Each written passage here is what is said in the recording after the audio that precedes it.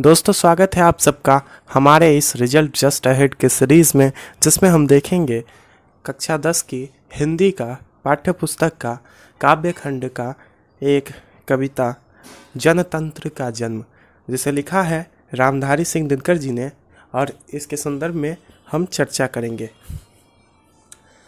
रामधारी सिंह दिनकर जी कहते हैं कि जब हमारा देश स्वतंत्र हुआ था, जब हमारे देश में जनतंत्र का आह्वान किया गया था, तो उस समय कैसे जमींदारों से, अंग्रेज़ों से रामधारी सिंह दिनकर जी ये अपनी जनता से आह्वान करते हैं कि वो आए और इन अंग्रेज़ों से और जमींदारों से सिंहासन को खाली करवाकर खुद उस पर राज करें और अपने देश का नेतृत्व करें।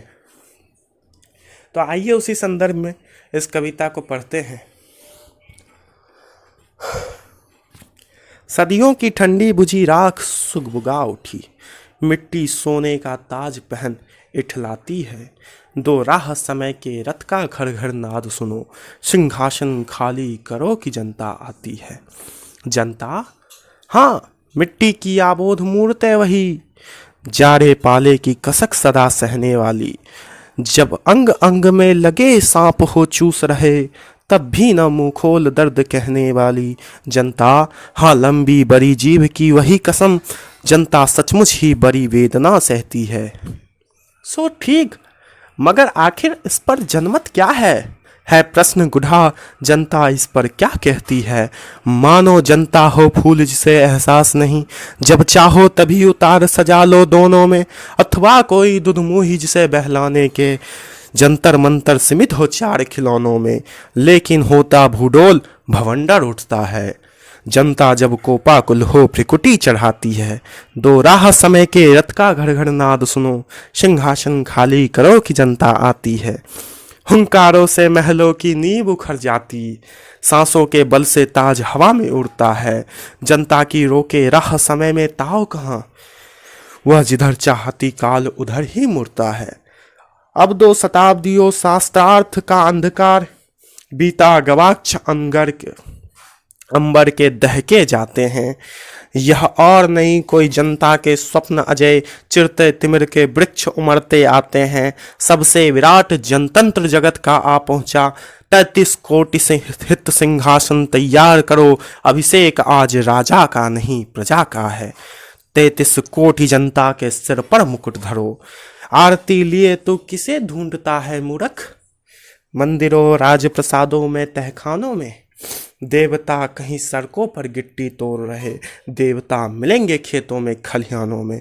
फावरे और हल राजदंड बनने को है, धूसरता सोने से सिंगार सजाती है। दो राह समय के रथ का घर घर नाद सुनो, सिंहासन खाली करो कि जनता आती है। आइए दोस्तों, इस प्यारी सी कविता जिसमें जनतंत्र का आह्वान किया गया है, इसका अर्थ समझते हैं कि रामधारी सिंह दिनकर जी अपने तौर पे अपने देशवासियों से क्या कहना चाहते हैं इस कविता के माध्यम से। ये प्यारी सी कविता जो उनके द्वारा लिखी गई है, इसका अर्थ हम समझने का प्रयास करते हैं।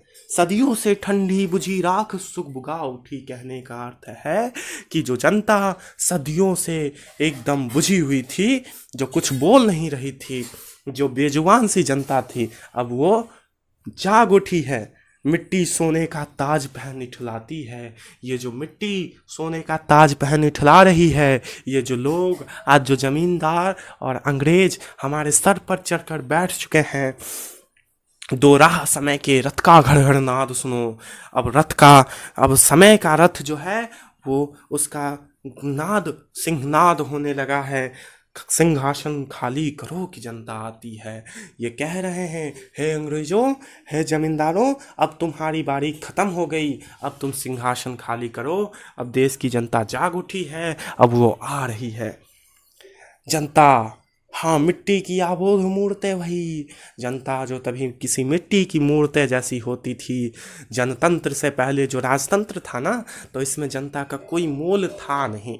उसमें जनता किसी बेजुबान सी मूर्त की तरह होती थी, जो ना कुछ बोल सकती थी, ना अपने दर्दों को बयां कर सकती थी। बस रो सकते थे, बस पछता सकते थे खुद के किए पे। जारे पाले की कसक सदा सहने वाली, जो हमेशा जारे में और पाले में किसी भी कसक को सहते रही, जब अंग अंग में लगे सांप हो चूस रहे।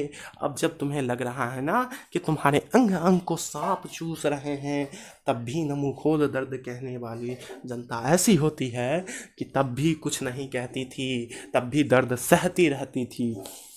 जनता हाँ लंबी बड़ी जीभ की वही कसम। बड़ी वेदना है इस वाक्य में, समझने की प्रयास करें। जनता हाँ लंबी बड़ी जीभ की वही कसम, जनता सचमुच ही बड़ी वेदना सहती है, बहुत दर्द सहती है ये जनता। सो ठीक, मगर आखिर इस पर जनमत क्या है? अच्छा ठीक है, मगर इस पर जनमत क्या है? इस पर क्या समर्थन है आप लोगों का?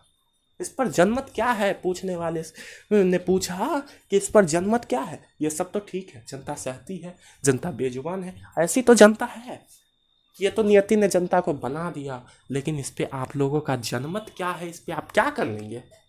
क्या कर लेंगे? ये दास बनने की आदत जनता को शुरू से है, इसको आप नहीं मिटा सकते। इस पर आप क्या कर लेंगे? ऐसा ऐसा point of views Ramdhari Singh Dinkar ji उन अंग्रेजों और जमींदारों की तरफ से रखते हैं। ठीक है प्रश्न गुढ़ा, ये प्रश्न उठता है कि जनता इस पर क्या कहती है? आखिर जनता इस पर क्या कहती है? मानो जनता हो फूल जिसे एहसास नहीं। क्या जनता उस फूल की तरह है जिसे कुछ भी एहसास नहीं होता? जब चाहो तभी उतार सजा लो, दोनों में जब मन हो उतार लिए और जब मन हो सजा लिए, किसी में भी, किसी दल में भी। क्या यही है जनता?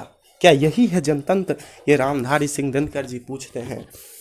अथवा कोई दुधमुही जिसे बहलाने के, अथवा ये किसी दुधमुहे बच्चे की तरह है जिसे बहलाने के लिए जंतर मंतर सीमित हो, 4 खिलौनों में 4 खिलौने दे दिए और बहल गया। क्या ये ऐसी है जनता हमारी? लेकिन होता भूडोल भवंडर उठता है, जनता जब कोपाकुल हो भ्रिकुटी चढ़ाती है। लेकिन हे अन्यायकारियों, ये सुन लो कि होता भूडोल भवंडर उठता है, जनता जब कोपाकुल हो भ्रिकुटी चढ़ाती है। जनता जब गुस्सा हो जाती है ना, तो सब कुछ भवंडर की तरह उड़ जाता है। दो राह समय के रथ का घर घर नाद सुनो, समय के रथ को राह दो आज और घर घर में इसका सिहनाद सुनो। ऐसा कहते हैं रामधारी सिंह दिनकर जी। सिंहासन खाली करो कि जनता आती है, अब तुम्हारी बारी गई। जनतंत्र का आह्वान करते हुए कहते हैं कि सिंहासन खाली करो, अब जनता आती है। हुंकारों से महलों की नींव उखड़ जाती, जिसके हुंकारों से जो एक बार हुंकार भर दे तो बड़े बड़े महलों की नींव उखड़ जाती। ये ताकत है इस जनतंत्र में, ये ताकत है 125 करोड़ देशवासियों में। सांसों के बल से ताज हवा में उड़ता है, जो बस सांस लेने ना उसके बल से वो जो राजाओं के जो ताज हैं, जो शासकों के जो ताज हैं, वो हवा में उड़ जाते हैं। जनता की रोके राह समय में ताव कहाँ? जनता ने अगर रोक दिया ना तो वो समय में भी वो ताव नहीं है। वह जिधर चाहती काल उधर ही मुड़ता है, वह जिधर चाहे समय उधर ही अपना रुख मोड़ लेगी। हुंकारों से अब 2 शताब्दियों शास्त्रार्थ का अंधकार बीता, गवाक्ष अंबर के दहके जाते हैं। यह और नहीं कोई जनता के स्वप्न जय, चिरते तिमिर का वृक्ष उमड़ते आते हैं। यह अंधकार में जो लोगों ने रखा है ना जनता को, अब वो नहीं चलेगा। रामधारी सिंह दिनकर जी कहते हैं कि बीता गवाक्ष अंबर के दहके जाते हैं, यह और नहीं जनता के स्वप्न अजय। यह जनता के जो स्वप्न हैं वो अजय हैं। चिरते तिमिर का वृक्ष उमड़ते आते हैं, यह चीरकाल तक तिमिर की तरह वृक्ष उमड़ते आते हैं। ऐसा है भारत के जनतंत्र का वृक्ष, भारत की जनता का सपना। ये अजय सपना है, ये कभी खत्म नहीं हो सकता। सबसे विराट जनतंत्र जगत का आ पहुंचा, ये ले लो। 125 करोड़ का जनतंत्र जगत का आ पहुंचा।